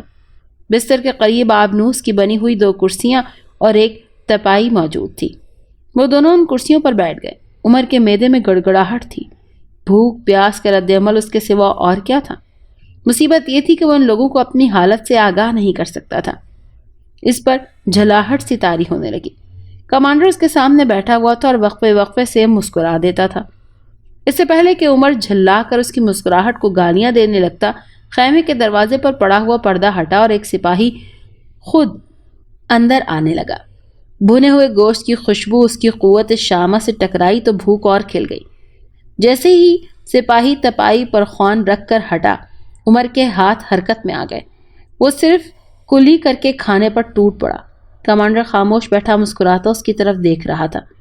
بھنا ہوا گوشت کسی چھوٹے پرندے کا تھا۔ اس کی لذت نے عمر کو پوری ٹرے صاف کرنے پر مجبور کر دیا۔ سب کچھ صاف کرنے کے بعد عمر نے پانی کی طرف ہاتھ بڑھایا ہی تھا کہ اسے اپنے پیروں کی زنجیر زمین لرزتی ہوئی محسوس ہوئی اور ہاتھ میں دبے ہوئے گلاس کا پانی چھلک کر اس کے کپڑوں پر گر گیا۔ کمانڈر چونک کر کھڑا ہو گیا اور بے ساختہ اچانک اس کے منہ سے کوئی فقرہ نکلا جس کا مطلب عمر کے فرشتے بھی نہیں سمجھ سکتے تھے۔ دوسری مرتبہ زمین کانپی تو عمر بھی بوکھلا کر کھڑا ہو گیا۔ گلاس اس کے ہاتھ سے چھوٹ کر ایک طرف گر پڑا۔ اچانک گڑگڑاہٹ کی آوازیں بھی سنائی دیں اور پھر باہر سے چیخ و پکار کی آوازیں آئیں۔ کمانڈر خیمے کے دروازے کی طرف جھپٹا۔ عمر بھی اس کے پیچھے لگا لیکن درمیان میں ہی لڑکھڑا کر گر پڑا کیونکہ اس مرتبہ زمین شاید 75 ڈگری کا زاویہ بناتی ہوئی ٹیڑھی ہو گئی تھی۔ یہ ٹیڑھا پن چند لمحوں کے لیے ہوا تھا اور زمین پھر سیدھی ہو گئی، لیکن عمر تو گر پڑا تھا۔ جیسے ہی زمین سیدھی ہوئی وہ اٹھ کر پھر خیمے کی دروازے کی طرف جھپٹا اور باہر نکل گیا۔ اس کے ذہن میں صرف ایک ہی لفظ گونج رہا تھا، زلزلہ۔ خیمے سے باہر نکلتے ہی اس نے خوفناک منظر دیکھا۔ زمین میں کئی جگہ دراڑیں پڑ گئی تھیں۔ 2 خیمے ان دراڑوں میں پھنسے ہوئے نظر آ رہے تھے۔ زمین کے ساتھ ساتھ اب وادی کے ارد گرد کے پہاڑوں نے بھی ہلنا شروع کر دیا تھا۔ دیکھتے ہی دیکھتے بے شمار درخت جڑوں سے اکھڑ کر نیچے گرنے لگے۔ اچانک عمر نے پہاڑ کے ڈھلوان سے ایک درخت کو اکھڑ کر گرتے ہوئے دیکھا۔ وہ اسی جگہ گرتا جہاں عمر کے گھوڑے کو گزرنا تھا اور جہاں سے دوسرے گھوڑے گزر رہے تھے۔ عمر کو اپنی سانس رکتی ہوئی محسوس ہوئی۔ گھوڑا بغیر لگام کے تھا، اسی لیے یہ بات ناممکن تھی کہ عمر اس کا رخ بدل سکتا۔ درخت ایک دھماکے کے ساتھ زمین پر گرا اور گھوڑا اس کے نیچے پس گیا۔ لیکن وہ گھوڑا عمر کا نہیں بلکہ اس کے آگے والے ایک رومن سپاہی کا تھا۔ عمر کے گھوڑے نے ایک جست لگائی اور درخت کے اوپر سے گزر گیا۔ اب وہ درہ نظر آنے لگا تھا جہاں سے رومن سپاہیوں کے گھوڑے کو گزرنا تھا۔ اچانک عمر کو ایک بار پھر اپنی موت صاف نظر آنے لگی تھی۔ بائیں طرف کے پہاڑ سے ایک بہت بڑی چٹان لڑکتی ہوئی نیچے آ رہی تھی۔ اوہ خدایا! عمر کے منہ سے بے ساختہ نکلا۔ یکلخت گھوڑے کی رفتار اور تیز ہو گئی۔ شاید خدا نے اس کے کان میں یہ بات ڈال دی تھی کہ اس کا تیز دوڑنا ضروری ہے۔ عمر ایک بار پھر موت کے خوفناک جبروں سے بچ نکلا۔ چٹان ایک خوفناک دھماکے کے ساتھ اس وقت زمین پر آ گری جب عمر کا گھوڑا گزر چکا تھا۔ عمر نے فوراً مڑ کر دیکھا کیونکہ اسے خیال تھا کہ کمانڈر کا گھوڑا زیادہ پیچھے نہیں رہا۔ کمانڈر کے ساتھ چند دوسرے سپاہیوں کے گھوڑے بھی تھے۔ وہ سب کے سب اس چٹان کے نیچے دب گئے۔ اس کی آخری چیخیں بڑی لرزہ خیز تھیں۔ خون کی ایک بڑی سی چادر اس چٹان کے نیچے سے نکلی اور پھیلتی چلی گئی۔ وہ منظر دیکھ کر عمر کی آنکھوں کے آگے اندھیرا چھا گیا۔ اس نے موت کی ایسی گرم بازاری اپنی زندگی میں پہلے کبھی نہیں دیکھی تھی۔ عمر کا گھوڑا درے میں داخل ہو گیا۔ عمر کو یہ دیکھ کر حیرت ہوئی کہ اس کے آگے ایک بھی گھوڑا نہیں ہے۔ کیا ان سب کو زمین نکل گئی؟ عمر کو اس بارے میں کچھ معلوم نہیں تھا۔ گھوڑا دوڑتا رہا۔ عمر نے آگے جھک کر اس کی گردن میں ہاتھ ڈال دیے تھے کیونکہ اس پر غشی سی طاری ہونے لگی تھی۔ اس عالم میں وہ گھوڑے سے گر بھی سکتا تھا۔ وقت گزرنے کا احساس فنا ہو گیا۔ عمر کو خیال نہیں تھا کہ گھوڑا کتنی دیر تک تیز رفتاری سے دوڑتا رہا اور کب اس کی رفتار بتدریج کم ہوتی چلی گئی۔ پھر جب رک گیا تو عمر نے دھیرے دھیرے سے آنکھیں کھولی۔ اسے اپنا اور گھوڑے کا عکس نظر آیا۔ چند لمحے تو اس کی عقل نے کام نہیں کیا، لیکن پھر اس کی سمجھ میں آ گیا کہ گھوڑا سر جھکائے ہوئے پانی پی رہا ہے۔ اس پانی میں عمر کا عکس نظر آیا۔ پیاس سے عمر کے حلق میں کانٹے پڑے ہوئے تھے۔ کھانا کھانے کے بعد اسے پانی پینا نصیب ہی نہیں ہو سکا تھا۔ وہ جلدی سے گھوڑے کی پیٹھ سے اترا۔ یہ کوئی دریا تھا۔ عمر نے جی بھر کر پانی پیا اور پھر گھوڑے کی گردن تھپتھپانے لگا۔ گھوڑا اپنی باچھوں سے پانی اڑا رہا تھا۔ اب عمر نے چاروں طرف دیکھا مگر اندازہ نہیں لگا سکا کہ گھوڑا اسے کس سمت سے کہاں لے آیا ہے۔ وہ موت کی وادی میں نہ جانے کہاں رہ گئی تھی۔ عمر کھڑا ہوا ابھی اپنے غیر یقینی مستقبل کے بارے میں سوچ ہی رہا تھا کہ اسے کافی فاصلے پر کچھ دھول سی اڑتی نظر آئی۔ اس کی نگاہیں اس طرف جم گئیں۔ جلدی اس غبار میں سے کچھ گھوڑے نکلتے ہوئے دکھائی دے۔ ایک لمحے کے لیے عمر کے جی میں آئی کہ وہ گھوڑے پر بیٹھ کر کسی طرف بھاگ نکلے، لیکن دوسرے ہی لمحے ایک ایسا خیال بھی ذہن میں آیا کہ وہ ایک ٹھنڈی سانس لے کر رہ گیا۔ جہاں تھا وہیں کھڑا رہا۔ شاید ایسی بے بسی اس نے زندگی میں پہلی بار محسوس کی تھی۔ وہ اگر بھاگتا بھی تو کدھر؟ اور اسے یہ بھی نہیں معلوم تھا کہ اس طرف آنے والے گھڑ سوار اس کے دشمن ثابت ہو سکتے ہیں یا دوست۔ ذرا ہی دیر میں وہ گھڑ سوار واضح طور پر دکھائی دینے لگے۔ ان کے لباس اور ہتھیار دھوپ میں چمک رہے تھے اور ان کا حلیہ رومن سپاہیوں جیسا تھا۔ تو پھر انہیں میرا دوست ہی ہونا چاہیے، عمر نے زیر لب بڑبڑایا اور جہاں تھا وہیں کھڑا رہا۔ گھوڑے قریب آ کر ان پر سواروں کو دیکھ کر اتر پڑے۔ وہ 15-16 لوگ تھے۔ زیادہ تعداد نوجوانوں کی تھی مگر ایک معمر بھی تھا۔ ان سب کے چہرے سے صاف معلوم ہو رہا تھا کہ وہ عمر کو پا کر خوش تھے۔ وہ آپس میں گفتگو کر رہے تھے لیکن ظاہر ہے کہ وہ عمر کی سمجھ میں نہیں آ سکتی تھی۔ معمر شخص عمر کے بالکل قریب آ گیا اور اس نے اشاروں ہی اشاروں میں کچھ کہنے کی کوشش کی۔ عمر جو بات سمجھ سکا وہ یہ تھی کہ اسے گھوڑے پر بیٹھ کر ان لوگوں کے ساتھ چلنا پڑے گا۔ اس نے ایسا ہی کیا اور وہ سب لوگ بھی گھوڑے پر سوار ہو گئے۔ اس کا رخ اس طرف تھا جدھر سے آئے تھے۔ یہ سفر غروب آفتاب تک جاری رہا۔ اب ایک بستی کے آثار نظر آنے لگے۔ اندھیرا پھیلتے پھیلتے وہ بستی میں پہنچ گئے۔ 7 مکانات قدیم روم کی یاد دلا رہے تھے۔ اگر فرق تھا تو صرف اتنا کہ مکانات کی چھتوں پر مٹی کی دبی تہ لگا کر جھاڑ جھنکاڑ اگا لیے گئے تھے۔ اس ماحول کو دیکھ کر عمر سوچنے لگا کہ وہ کہیں قبل از مسیح کے زمانے میں تو نہیں پہنچ گیا۔ یہ قافلہ ایک مکان کے سامنے پہنچ کر رک گیا اور ایک سفید پوش بوڑھے نے باہر نکل کر ان کا استقبال کیا۔ خوش آمدید عظیم ڈائنا کے اجنبی مہمان، بوڑھے نے کہا۔ عمر دم بخود رہ گیا۔ اس کے وہم و گمان میں بھی نہ تھا کہ یہاں اس ماحول میں کوئی شخص ان کی زبان بھی بول سکے گا۔ بوڑھے نے بڑی محبت سے اس کا ہاتھ تھاما اور مکان کے اندر لے گیا۔ وہ قدیم طرز کا پرتکلف انداز میں سجا ہوا کمرہ تھا جہاں بوڑھے نے عمر کو لے جا کر بٹھایا اور بولا، عظیم ڈائنا کے مہمان، میں آپ کے حکم کا منتظر ہوں۔ آپ آرام کرنا چاہتے ہیں یا کسی چیز کی خواہش محسوس کر رہے ہیں؟ آپ بلا تردد حکم فرمائیں۔ میں آواز عمر کے حلق میں اٹکنے لگی تھی۔ ہاں ہاں فرمائیے، میری سمجھ میں کچھ نہیں آتا کہ آپ میری زبان کیسے بول رہے ہیں۔ یہ عظیم ڈائنا کا فیض ہے اجنبی، اس نے صرف آج کے لیے مجھے یہ زبان بخشی ہے کہ میں آپ کی زبان بول بھی سکوں اور سمجھ بھی سکوں۔ اگر عظیم ڈائنا ایسا نہ کرتی تو آج یہاں آپ کا استقبال کون کرتا اور کس طرح؟ ڈائنا؟ یہ کون ہے؟ آپ ڈائنا کو نہیں جانتے اجنبی؟ بوڑھا حیرت سے بولا۔ وہ ہماری دیوی ہے، کائنات کے دیویوں میں سب سے بڑی دیوی۔ عمر کا دماغ چکرا کر رہ گیا۔ اس نے کتابوں میں قدیم روم کی دیوی ڈائنا کے بارے میں بہت کچھ پڑھا تھا، لیکن یہ بات کبھی اس کے ذہن کی تاریک گوشوں میں بھی نہیں آئی تھی کہ خود اسے ڈائنا سے واسطہ پڑ سکتا ہے۔ آج کے دور میں ان باتوں کی اہمیت اس طرح سے زیادہ نہیں تھی۔ اس نے یہ بھی پڑھا تھا کہ وہ البا کے دامن میں ڈائنا کا جو مندر تھا وہ کبھی کا تباہ ہو چکا ہے۔ دیوی؟ عمر بھرائی ہوئی آواز میں بولا۔ ہاں میں اس بارے میں جانتا ہوں، لیکن کیا وہ اب بھی ہے؟ وہ ابد ہے، آباد ہے۔ اچھا، عمر نے ٹھنڈی سانس لے کر کہا، تو میں ڈائنا کا مہمان ہوں؟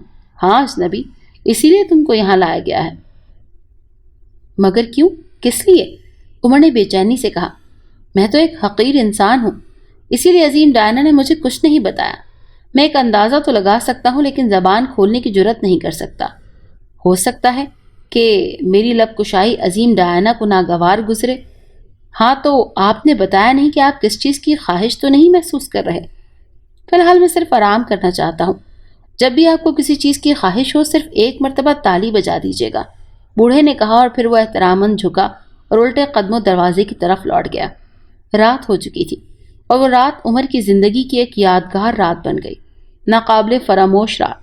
اس رات کا نشہ، حلاوت اور بانک پن وہ کبھی نہیں بھول سکتا۔ کھانے میں لذیذ ترین اشیاء موجود تھیں جن کو کھا کر عمر پر غنودگی سی طاری ہونے لگی، اور اسی عالم میں اس نے جو کچھ دیکھا وہ شاید کوئی خواب ہی تھا۔ رات کا ہر ایک لمحہ جیسے خوشبو بن گیا، ساری فضا مست کن ہو چکی تھی۔ دھیمی دھیمی گھنٹیاں سی بج رہی تھی، جیسے دور کہیں سے چہنائیوں کا قافلہ گزر رہا ہو، جیسے کہکشاؤں کی لڑیاں بار بار وجود پا کر آسمان کے لامحدود وسعتوں میں بکھر جاتی ہیں۔ عجیب عجیب سے احساسات تھے عمر کے، اور اس کے ذہن پر چھائی ہوئی خمار آلود سی کوہرا ایک چہرے کو جنم دے رہا تھا۔ ایک چہرہ طلوع ہو رہا تھا، ایک ماہتاب کوہر کا سینہ چیر کر اپنی تابانیاں بے نقاب کر رہا تھا۔ اوہ، وہ حسن جگر سوز، وہ چہرہ پہلے بھی عمر کے خوابوں میں نظر آتا تھا، لیکن آج تو بات ہی کچھ اور تھی۔ ایک ایسی بات کہ سینے میں دل دھڑک اٹھا، اور ایسی بات کہ دنیا بھر کی شرابوں کا نشہ ایک ایک روئے میں سما جائے۔ اور پھر اس چہرے کا جسم واضح ہونے لگا۔ وہ ایک شعلہ اریاں تھی۔ شاید دیویاں ستر پوشی کی منت کش نہیں ہوتی۔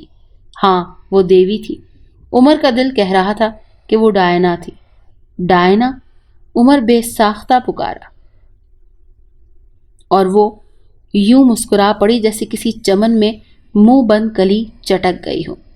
عمر نے دوسرے ہاتھ پھیلا دیے۔ وہ بے اختیار ہو چکا تھا اور ڈائنا اس کے قریب ہوتی چلی جا رہی تھی۔ ایک شعلہ تھا جو اس کے قریب آتا جا رہا تھا۔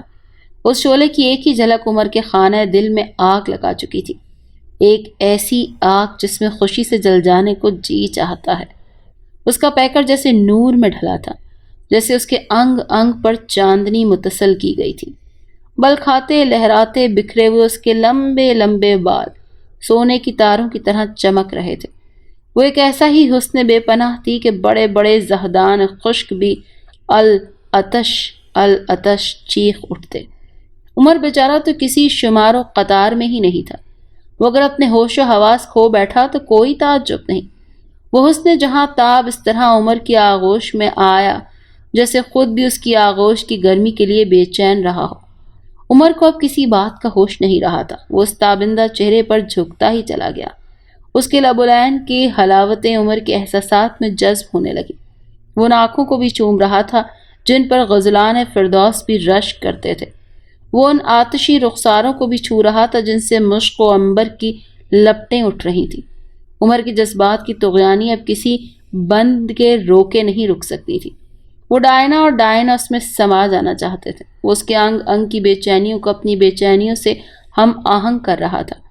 اور جب حسن و عشق سیراب ہو گئے، جب طغیانی یہ جذبات نے دامن اعتدال تھاما، اور جب بے ربط سے سانسوں نے مرکزیت کو اپنایا، تو عمر آنکھیں بند کیے لیٹا ہوا تھا اور ڈائنا دھیرے دھیرے اس کے بالوں میں اپنی خوبصورت مخروطی انگلیاں پھیر رہی تھی۔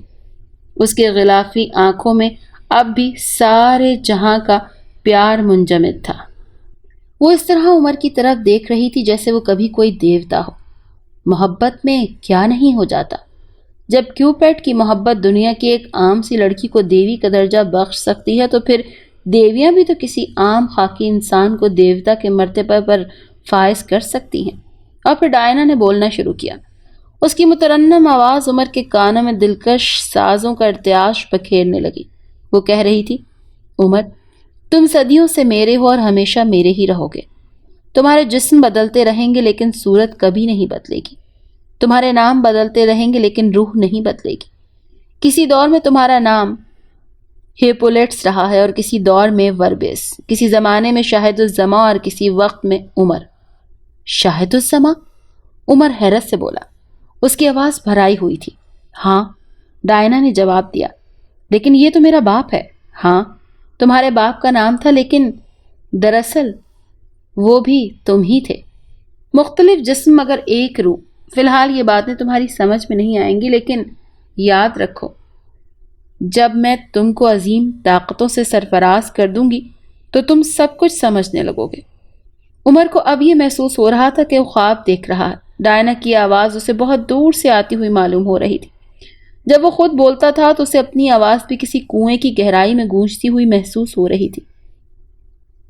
اب ڈائنا سے ایک قصہ سنانے لگی۔ وہ کہہ رہی تھی، کچھ عرصے پہلے بھی تم یہاں آئے تھے۔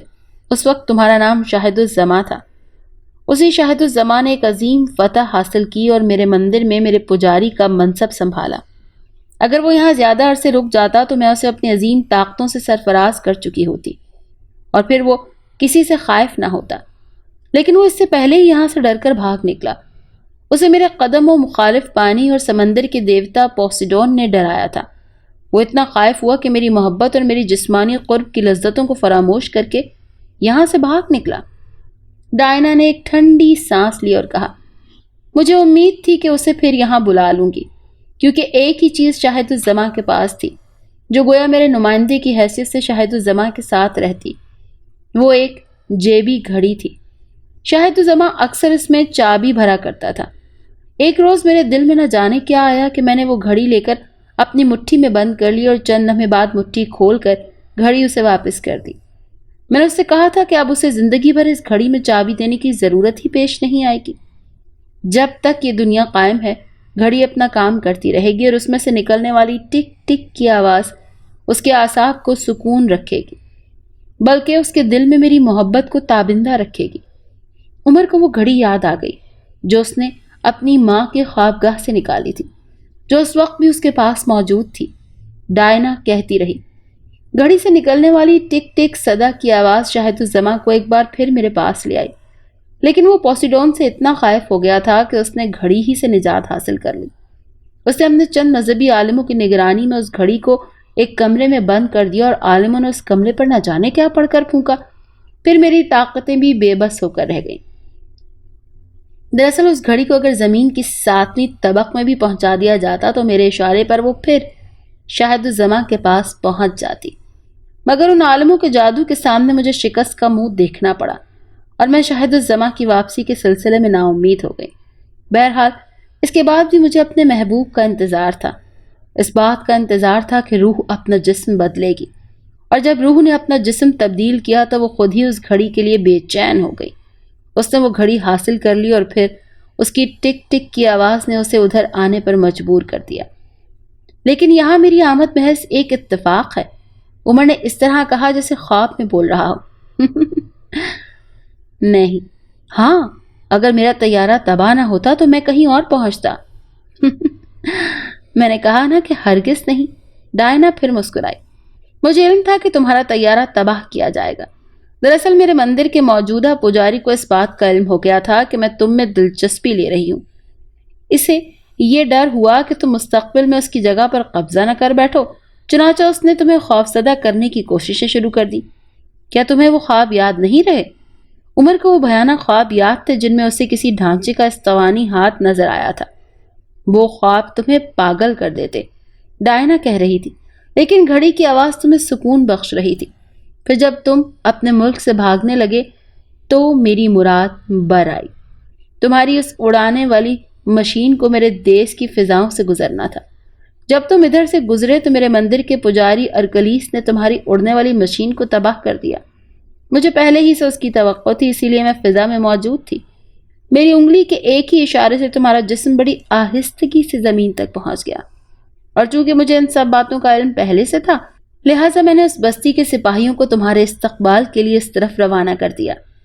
وہ وہاں پہنچے اور انہوں نے تمہیں خوش آمدید کہا۔ عمر کو وہ بوڑھی عورت یاد آ گئی جو ایک غار سے نکلی تھی، اور جس کا وہ مکروہ قہقہا سن کر اس کے رونگٹے کھڑے ہو گئے تھے۔ اس نے ڈائنا سے اس بارے میں پوچھا۔ اوہ، ڈائنا مسکرائی۔ وہ سیبل ہے، قدیم کاہنہ۔ وہ سینکڑوں سال سے زندہ ہے اور سینکڑوں سال تک زندہ رہے گی۔ ان لوگوں کو جو تمہیں لینے گئے تھے ان کی یہ بشارت دی تھی کہ وہ بہت جلد تمام مصیبتوں سے چھٹکارا پا لیں گے۔ کیسی مصیبتیں؟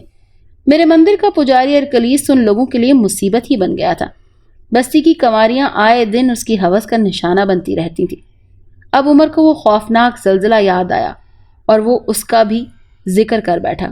ڈائنا بولی، وہ مصنوعی زلزلہ تھا اور ارکلیس کی طاقت تھی جو اس وادی میں پہنچ کر زلزلہ بن گئی تھی۔ اس کا مقصد تمہیں ہلاک کرنا تھا۔ ایک بار پھر میری ہی وجہ سے تمہاری جان بچ گئی، لیکن وہ تمام آدمی ختم ہو گئے جو تم کو لینے کے لیے گئے تھے، اسی لیے میں نے تم کو لینے کے لیے دوسرا دستہ بھیجا تھا۔ عمر کے ذہن پر چھایا ہوا خمار اب گہرا ہوتا چلا گیا۔ کیا تم ارکلیس کی مخالف ہو؟ وہ بھرائی ہوئی آواز میں بولا۔ میں اس سے نفرت کرتی ہوں، میں اسے ختم کر دینا چاہتی ہوں۔ تو کیا یہ تمہارے اختیار میں نہیں؟ عمر کی آواز ڈوبتی جا رہی تھی۔ تم ٹھیک سمجھے، دراصل ارکلیس کو سمندر کے دیوتا پوسیڈون کی پشت پناہی حاصل ہے۔ اگر میں بذات خود ارکلیس کو ختم کرنا چاہوں تو پوسیڈون میرے مقابل آ جائے گا، لیکن اگر کوئی عام انسان ارکلیس کے مقابلے کی دعوت دے تو پوسیڈون غیر جانبدار رہے گا۔ عمر کا ذہن ڈوبتا چلا گیا اور اب وہ نیند کی وادیوں میں بھٹک رہا تھا۔ سو جب وہ بیدار ہوا تو خمار اس کے دل و دماغ پر بدستور چھایا ہوا تھا۔ وہ اٹھ کر بیٹھ گیا اور حیرت سے سوچنے لگا کہ کیا وہ محض ایک خواب تھا؟ نہیں، اس نے خود کو باور کرانا چاہا، وہ خواب نہیں ہو سکتا، سب کچھ حقیقت تھی۔ وہ ڈائنا کے وصل سے ہی سرشار ہوا تھا، اسی دیوی کے وصل سے جس کا تعلق حسن و عشق کے جنسی پہلو اور مرد و زن کے حیاتیاتی رشتے سے ہے۔ کمرے میں اب تک ڈائنا کے جسم کی خوشبو رچی بسی تھی۔ عمر نے آنکھیں بند کر کے ایک لمبی سانس کھینچی۔ وہ اس ساری خوشبو کو اپنے اندر سمو لینا چاہتا تھا۔ اس خوشبو میں بھی ایک انجانی سی لذت مضمر تھی، جیسے وہ اس خوشبو کو نہیں بلکہ ڈائنا کے جسم کو اپنے اندر سموئے جا رہا ہو۔ وہ عظیم دیوی کے مچلتے ہوئے حساب و شباب سے سیراب ہو چکا تھا، لیکن یہ کیسی سیرابی تھی کہ تشنگی مزید بڑھ گئی تھی۔ عمر کافی دیر تک آنکھیں بند کی اس کے تصور سے ہی لطف اندوز ہوتا رہا۔ پھر جب میدے نے اپنے خالی ہونے کا اعلان ذرا شدت سے کرنا شروع کیا تو اس نے آنکھیں کھولیں اور تالی بجائی۔ فوراً ہی ایک لڑکی اندر آئی اور سینے پر ہاتھ باندھ کر بڑے مؤدبانہ انداز میں کھڑی ہو گئی۔ بلا شبہ وہ کافی خوبصورت تھی، لیکن عمر ڈائنا کے شباب سے ہم آغوش ہو چکا تھا۔ اس پر بس ایک اچٹنی سی نظر ڈال کر رہ گیا۔ ناشتہ اس کے منہ سے نکلا۔ لڑکی کچھ اور خم ہوئی، پھر الٹے قدموں کمرے سے چلی گئی۔ اچانک عمر کو خیال آیا کہ لڑکی نے اس کی بات کیسے سمجھی ہوگی؟ کیا وہ بھی اس بوڑھی کی طرح اس کی زبان سمجھنے پر قادر ہو گئی ہے؟ ڈائنا کے لیے کچھ مشکل نہ تھا، وہ ساری بستی کو اس امر پر قادر کر دیتی۔ ڈائنا، عمر ایک بار پھر اس کے تصور میں ڈوب گیا۔ اس کے رگ و ریشے میں ڈائنا کے عشق کی چنگاریاں سلگ رہی تھیں۔ وہ محسوس کر رہا تھا کہ اب ڈائنا اس کے لیے اول و آخر ہے، وہ اس کے بغیر زندہ نہیں رہ سکتا۔ شاید ڈائنا نے ٹھیک ہی کہا تھا کہ وہ جنم جنم کے ساتھی ہیں۔ عمر نے سوچا کیا یہ ممکن ہے کہ وہ ہمیشہ ہمیشہ کے لیے وہیں کا ہو کر رہ جائے؟ اب اسے اپنی دنیا سے تو کوئی دلچسپی رہی نہیں تھی۔ جہاں ڈائنا کا نہ ہونا، وہاں رہنے کا تصور بھی عمر کے لیے محال تھا۔ ذرا ہی دیر میں وہ خوبصورت کنیز ناشتہ لے کر آ گئی، پھر وہ چپ چاپ واپس لوٹ جانا چاہتی تھی کہ عمر نے ہاتھ اٹھا کر بولا، ٹھہرو۔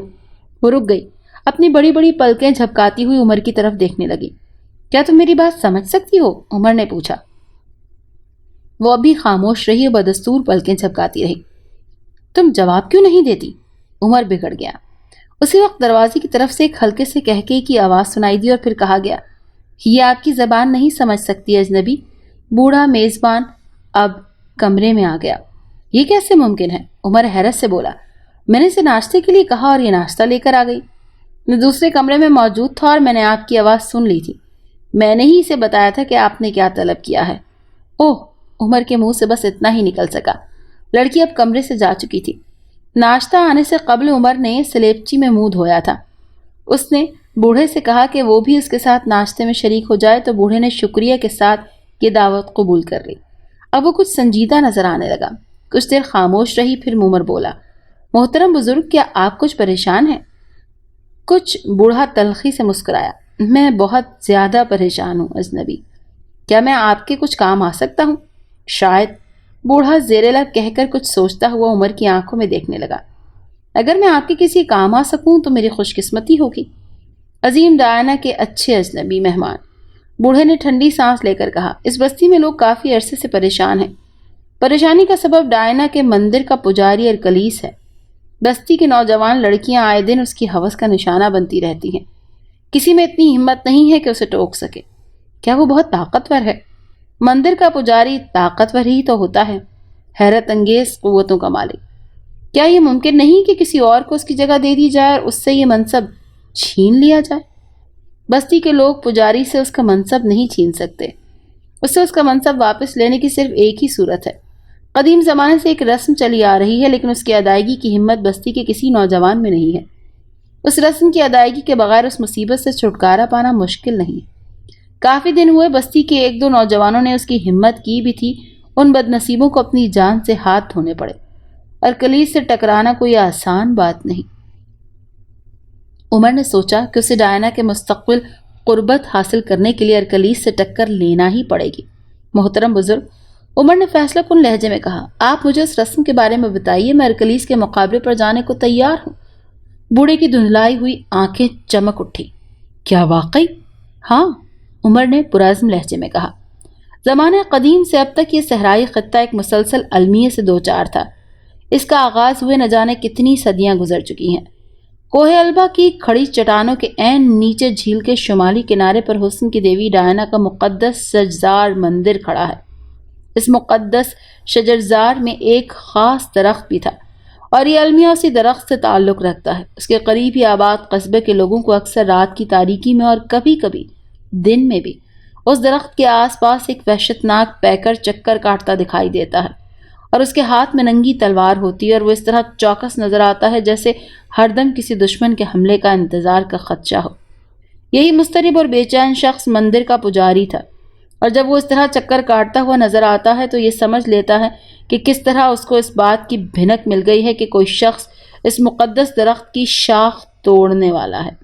عہد قدیم سے یہ دستور چلتا آ رہا ہے کہ کسی نئے پجاری کو پجاری کا منصب حاصل کرنے کے لیے اس مقدس درخت کی شاخ توڑنی پڑتی ہے، اور پھر اگر وہ اس وقت کے پجاری کو ہلاک کرنے میں کامیاب ہو جاتا ہے تو اسے پجاری کی جگہ مل جاتی ہے۔ گویا پجاری کی جگہ لینے کے لیے اس وقت کے پجاری کا قتل بنیادی شرط ہے، اور عمر وہ خونی کھیل کھیلنے کے لیے تیار تھا۔ ارکلیس کے کانوں میں اس کی بھنک پڑ چکی تھی، چنانچہ وہ پوری طرح چوکس تھا اور اس کے ہاتھ میں برہنہ تلوار تھی اور وہ مقدس درخت کے گرد پہرا دے رہا تھا۔ وہ اندھیرے میں پہلنے سے پہلے ہی یہاں آ دھمکا، اور اب اسے ساری رات آنکھوں ہی آنکھوں میں گزار دینی تھی۔ دن کی روشنی میں اسے کوئی خطرہ نہیں تھا۔ یہ اس خونی کھیل کی بنیادی شرط تھی کہ مقدس درخت کی شاخ توڑنے والا صرف رات ہی میں شاخ توڑ سکتا ہے، دن کی روشنی میں اس کی اجازت نہیں تھی۔ اگر کوئی دن کی روشنی میں ایسا کرتا تو اسے اس سے کوئی فائدہ نہیں پہنچنا تھا۔ اس درخت کی شاخ کو حاصل کرنے کا مقصد ہی یہ تھا کہ شاخ توڑنے والے کو غیر معمولی قوتیں حاصل ہو سکیں، تاکہ پجاری اس پر اپنی غیر معمولی قوتوں کا استعمال نہ کر سکے۔ دونوں برابر کی قوتیں بن جائیں اور پھر تلوار کی نوک ان دونوں کی قسمت کا فیصلہ کر سکے۔ اس مقابلے کے لیے شمشیر زنی کی رسم صدیوں سے چلی آ رہی تھی۔ دن کی روشنی میں شاخ توڑنے والے کو وہ پراسرار قوتیں حاصل نہیں ہو سکتی تھیں، لہٰذا پجاری دن کے وقت اس مقدس درخت کی طرف سے بے فکر ہو جاتے تھے۔ اندھیرا پھیلے ہوئے ہی ابھی کچھ ہی دیر ہوئی تھی کہ ارکلیس تلوار سونتتے ہوئے درخت کے گرد چکر کاٹ رہا تھا۔ ایک دھماکہ سا ہوا، ارکلیس اچھل پڑا۔ اس نے دیکھا کہ کوئی شخص درخت سے کودا تھا۔ اندھیرے میں وہ سائے کی مانند نظر آ رہا تھا۔ ارکلیس نے بے اختیار اپنے بائیں ہاتھ کو مخصوص انداز میں حرکت دی۔ اس کی انگلیوں میں چنگاریاں سی پھوٹیں اور اس سائے کی طرف بڑھنے لگیں۔ دوسرے ہی لمحے وہ اس طرح ٹھنڈی ہو گئی جیسے کسی نے ان پر پانی ڈال دیا۔ یہ سب کچھ بیکار ہے ارکلیس، اب صرف تلوار ہی سے فیصلہ ہو سکتا ہے۔ اندھیرے میں عمر کی آواز دور تک پھیلتی چلی گئی۔ تم ارکلیس کے منہ سے 2 مرتبہ نکلا۔ ہاں میں، عمر نے جواب دیا۔ درخت کی ایک ٹوٹی ہوئی شاخ اس کے ہاتھ میں تھی۔ وہ اس شاخ کو ہلاتا ہوا بولا، میں آج دن ہی میں اس درخت پر آ بیٹھا تھا اور خود کو اس کی گھنی شاخوں میں چھپا لیا تھا۔ مجھے حیرت ہے کہ مجھ سے پہلے کے لوگوں کو یہ طریقہ کیوں نہیں آیا۔ کیا وہ یہ سمجھتے تھے کہ رات کو شاخ توڑنے کے لیے یہ بھی ضروری ہے کہ رات کو ہی درخت پر چڑھا جائے؟ اگر یہ بات نہیں ہے تو پھر اس کے علاوہ کچھ نہیں ہو سکتا کہ وہ ڈرتے ہوں گے۔ اگر انہیں یہ دھڑکا لگا رہتا ہوگا کہ دن کی روشنی میں پجاری نے ان کو درخت پر چڑھتا ہوا دیکھ لیا تو پھر وہ خود کو کس طرح بھی نہیں بچا سکتے اور مارے جائیں گے۔ خیر، مجھے ان باتوں سے کیا غرض، آؤ اب تمہارا فیصلہ ہو جائے۔ عمر نے اپنے بوڑھے میزبان کی ہدایت کے مطابق اپنا دایاں ہاتھ فضا میں اٹھایا اور دوسرے ہی لمحے ایک تلوار اس کے ہاتھ میں آ گئی۔ ایسا معلوم ہوتا تھا جیسے وہ تلوار فضا میں پیدا ہوئی ہے۔ ارکلیس نے اچانک اس پر حملہ کر دیا۔ شاید وہ عمر کو سنبھلنے کا موقع نہیں دینا چاہتا تھا۔ اس نے یہی سوچا کہ اچانک حملہ کرنے سے اناڑی نوجوان نروس ہو جاتے ہیں، لیکن یہ دیکھ کر اسے انتہائی حیرت ہوئی کہ عمر بڑی صفائی سے خود کو بچا گیا۔ اس کا یہ خیال بھی قطعی غلط تھا کہ عمر اناڑی ہے۔ وہ کوئی عام نوجوان نہیں بلکہ ایک نواب زادہ تھا۔ شمشیر زنی اس کی گٹھی میں پڑی تھی۔ ارکلیس بوکھلا گیا۔ اس کی خاص عمر ہو چکی تھی اور قوی استحلال کی طرف مائل تھا۔ اس کے دل میں یہ خوف پیدا ہو گیا کہ وہ اس پھرتیلے اور تند من نوجوان کا مقابلہ نہیں کر سکے گا۔ جب عمر نے حملہ کیا تو ارکلیس نے اپنی تجربہ کاری کے باعث وار بچا لیا، لیکن اب اس کے رہے سہے شبہات بھی ختم ہو گئے اور اسے یقین ہو گیا کہ وہ اس نوجوان کی تلوار سے خود کو زیادہ دیر تک محفوظ نہیں رکھ سکے گا۔ سنو، اچانک ارکلیس پیچھے ہٹ کر ہاتھ اٹھاتا ہوا بولا، میرا خیال ہے کہ اس مقدس شجرزار کو خون سے رنگنے کی کوئی ضرورت نہیں۔ میں اب بوڑھا ہو چکا ہوں، میری قوت جواب دینے لگی ہے۔ میں خود بھی اب ان ذمہ داریوں سے سبکدوش ہونا چاہتا ہوں۔ تم بخوشی میرا منصب لے لو۔ عیاری مت دکھا ارکلیس، تم کسی وقت دھوکے سے مجھے ختم کرنے کی کوشش کرو گے۔ مجھے پتا ہے کہ ایک میان میں 2 تلواریں نہیں رہ سکتی۔ میں اس مقدس درخت کی شاخ توڑ چکا ہوں، اب صرف میں زندہ رہ سکتا ہوں یا صرف تم۔ عمر دوبارہ حملہ کرنے کے لیے بڑھا ہی تھا کہ ارکلیس پلٹ کر بھاگ نکلا۔ اس کے اچانک بھاگنے پر عمر حیرت زدہ سا اپنی جگہ پر کھڑا ہو کر دیکھتا رہا۔ وہ سوچ بھی نہیں سکتا تھا کہ پجاری اس طرح بزدلی دکھائے گا۔ عمر چند لمحے تو کھڑا رہا، لیکن پھر چونکا اور پجاری کو للکارتا ہوا اس کے پیچھے دوڑا۔ پجاری کا رخ ڈائنا کے مندر کی طرف تھا۔ مندر میں داخل ہوتے ہی اس نے دروازہ اندر سے بند کیا۔ عمر پوری قوت سے دوڑ رہا تھا، اسی لیے دروازے سے جا ٹکرایا، لیکن ٹکرایا کہاں؟ وہ تو اس طرح دروازے سے گزر گیا جیسے وہ دروازہ ٹھوس لکڑی کے بجائے دھوئیں کا بنا ہو۔ ایک لمحے کے لیے وہ اس امر پر حیرت زدہ رہ گیا، لیکن پھر اسے خیال آیا کہ مقدس درخت کی ٹوٹی ہوئی شاخ اس کے ہاتھ میں ہے اور اب وہ پراسرار قوتوں کا مالک بن چکا ہے۔ پجاری اب مندر کی چھت پر پہنچ کر زینہ طے کر رہا تھا۔ نہ جانے اس کے کیا ارادے تھے۔ عمر اس کے پیچھے چھت پر پہنچ گیا۔ اب وہ پجاری کے اتنے قریب تھا کہ اس بزدل کو مڑ مڑ کر دیکھ کر مقابلے پر آنا پڑا۔ تلواریں ایک جھنکار کے ساتھ ٹکرائیں۔ عمر اسے دھکیلتا ہوا چھت کے کنارے تک لے گیا۔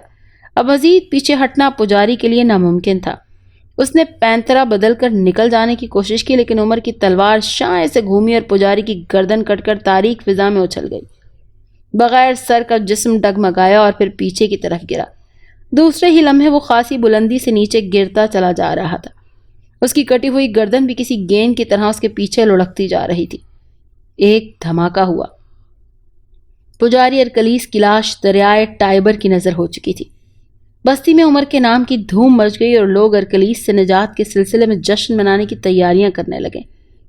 دوسرے روز وہ جشن برپا تھا۔ عمر کو ڈائنا کی پجاری کی مسند خاص پر بٹھا دیا گیا۔ بستی کی کنواریاں عمر کی خدمت پر معمور تھی، لیکن وہ الجھا سا تھا۔ اسے یہ باتیں بیکار معلوم ہو رہی تھی۔ وہ تو ڈائنا کا پرستار تھا۔ اسے ڈائنا کی ضرورت تھی۔ اس کے جلتے ہوئے شباب سے لپٹ جانے کی خواہش تھی۔ اسے اب اس دنیا میں اور کچھ نہیں چاہیے تھا۔ اور جب رات شبنم کے قطروں سے بھیگنے لگی تو عمر نے ڈائنا کو اپنے قریب پایا۔ اس کا چہرہ شبنم کے کسی قطرے کی طرح مہکا اور نکھرا نکھرا نظر آ رہا تھا، اور پچھلی مرتبہ کی طرح آج بھی وہ بے نیاز پیرہن تھی، ایک لپکتا ہوا برہنہ شعلہ، اور عمر نے خود کو اس شعلے کے سپرد کر دیا، ہمیشہ کے لیے۔ ڈائنا، عمر نے سسکار سی لی۔ اب مجھے چھوڑ کر مت جانا، ڈائنا نے جذباتی لہجے میں کہا۔ میں تمہیں تمہاری خواہش کے مطابق امر کر دوں گی۔ تمہیں دیوتاؤں کا رتبہ مل جائے گا۔ میں خداوند جوپیٹر سے تمہارے لیے بھیک مانگ لوں گی۔ عمر کے جذبات پوری طرح مشتعل ہو چکے تھے۔ اس نے ڈائنا کی پوری بات نہیں سنی اور اس کے سلگتے ہوئے ہونٹوں کی گرمی اپنے وجود میں جذب کرنے لگا۔ پھر دھیرے دھیرے دھوئیں میں تحلیل ہو کر ڈائنا کے وجود کے ساتھ اوجھل ہو گیا، اور اس طرح یہ کہانی ختم ہو گئی۔ یہ کہانی اس ڈائری سے اخذ کی گئی تھی جو 1955 میں ایک سیاح کو دریائے ٹائبر کے کنارے پڑی ہوئی ملی تھی۔ وہ ڈائری عمر کی تھی۔ پانی میں بھیگ جانے کی وجہ سے اس کی تمام عبارت نہیں پڑھی جا سکی۔ جتنا پڑھنا بھی ممکن تھا اس کی مدد سے عمر کی زندگی کے یہ حالات قلم بند کیے گئے۔ اس ڈائری سے یہ معلوم نہیں ہو سکا کہ عمر کی باقی زندگی کہاں اور کس طرح گزری۔ اٹلی کی حکومت نے اس ڈائری میں بیان کردہ جگہ پر اس بستی کو تلاش کرنے کی بے حد کوشش کی، مگر اس کا پتہ نہیں چل سکا۔ اس بنیاد پر بعض لوگوں نے یہ خیال قائم کیا تھا کہ وہ ڈائری کسی پاگل نے نہیں لکھی، لیکن ڈائری میں بیان کردہ تاریخ کو کوہ البا کے قریب جو طیارہ حادثے کا شکار ہوا تھا اس میں عمر نامی ایک مسافر بھی تھا، اور تحقیق سے یہ بات بھی ثابت ہو چکی ہے کہ وہ جون پور کے نواب شاہد الزمان کا ہی بیٹا تھا۔ جو لوگ قدیم افسانوی دور پر ایمان رکھتے ہیں ان کا کہنا ہے کہ ڈیانا نے حیرت انگیز قوتوں سے اپنے پوجنے والوں کی بستی کو ساری دنیا سے چھپا رکھا ہے، اور عمر آج بھی اس پوشیدہ دنیا کے چمنزاروں میں ڈائنا کے ساتھ محو خرام ہوگا۔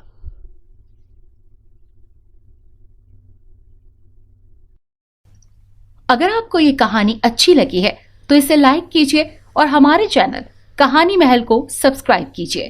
اور ہاں، اگر آپ کے کسی دوست، رشتہ دار یا بہن کے ساتھ خدا نخواستہ اس طرح کا کوئی بھی واقعہ پیش آیا ہے تو ہمیں کامنٹ سیکشن میں اس کے بارے میں ضرور بتائیے۔